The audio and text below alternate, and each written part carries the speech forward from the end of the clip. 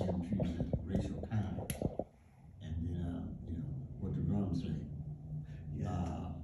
Okay, but what you're doing is something different. You've extended it in lots of unique ways that I could never have. You saw things that I never saw. My favorite poet is June Jordan, but I never thought that she would do what she did. It just never happened. I had one piece that says, at the end of the thing from June Jordan, we are the ones we have been waiting for. That's from a response to two things. One is black women who were being killed in South Africa. And people writing saying, well, the next generation will help us. She says, we are the ones we have been waiting for. Not somebody else. You're the ones we've been waiting for. So that's how I feel in my thank you. And I thank Brother Hero for his ideas about talking back, stressing what counts as a black category, the importance of our need to do internal work as opposed to something else. And raising the question, what would it mean? I don't know. For example, autopsy, I look like Hackett, raising the question, what counts as well-being? I don't need to give a deep definition. Maybe I need to rethink, fill that out. What counts as well-being? And what are the preconditions for the possibility? Maybe I need to fill that out a little bit more. I'm pretty clear I know what soul is. And I don't give a definition of dignity in that way, because I don't think you really need one. Anyhow, I think that's the difficulty of deontological theories. But I think that's fleshing that out is good. Where we disagree is important. We have certain kind of deontological desire. Oh, I'm definitely a theological theorist. Yeah, for a normative plane. I have lots of normative planes, but I understand what you mean. And I think that's valuable. Anybody will look at that difference. What I was telling you before, people looked at me in Duluth and saw something that was lacking in Duluth. So you have now that whole genre of Duluzian studies rethinking Duluth because it's not as definitive. I need a moral plane. I need to say exactly what I'm up to and what these philosophers are not up to. So I think that's important. Don't stop doing that. Keep on raising those issues, and I want to thank you for that. Thank Ferguson for stuff. I think worrying about what counts as a limited, if not a false, sense of dignity. The problems associated with that. That's not an easy problem. I want to thank you for that. I want to thank Jacoby for what counts as inalienable.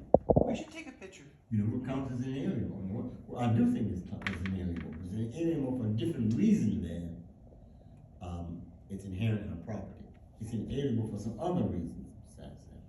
I like Sheena's. I've said to Sheena before, and I say it again. Don't stop imagining a world that we don't imagine at all. Why should she be told she can only imagine what's here now? Why can't she imagine things that we have never thought of at all? Why should she be stopped? Keep on imagining a non-racial world, a world that doesn't even talk about it. Keep on thinking of literature that you can use, the language. Change the language. Why shouldn't you be in charge of changing the language? Why shouldn't you be empowered to tell us how to say these words? Why not? Yeah, you do it. I just want to thank you for that.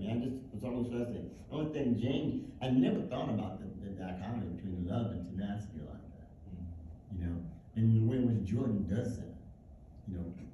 Balances her queerness, her complexity, all of that. Why shouldn't we praise all that? Why we have to singleize it? Or she didn't do this. Well, you know how hard it is to be specific about an immediate location, political life, right now?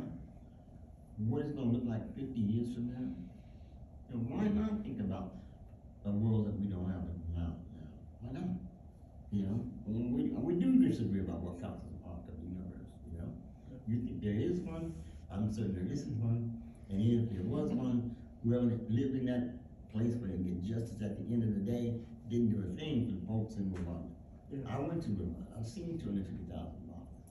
I know what that is. I know what genocide is. I know what death is.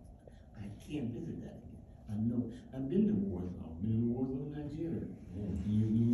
Biafran War. I was in Ethiopia during the Ethiopian and Eritrean War. I was there. I was the last person to leave on the last plane out of Addis Ababa, because the Ethiopian Airlines said we cannot stay here because it's too dangerous. I know what that looks like. I live in, in Addis Ababa. So I know what that looks like. So I'm not oblivious to it. Mexico Circle, I met him in Okakabal.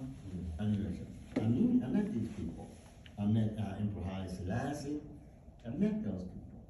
I went to see, I met African folks. I went to their homes.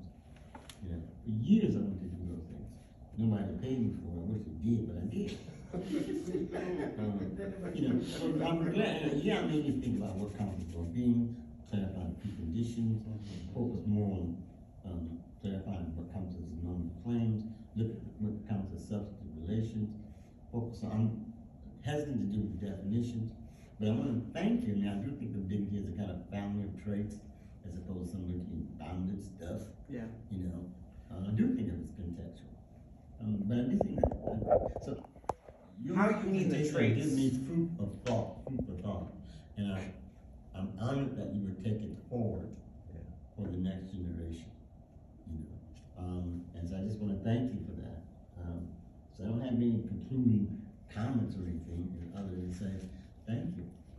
And I look forward to learning from your papers. Thank you. We should do it.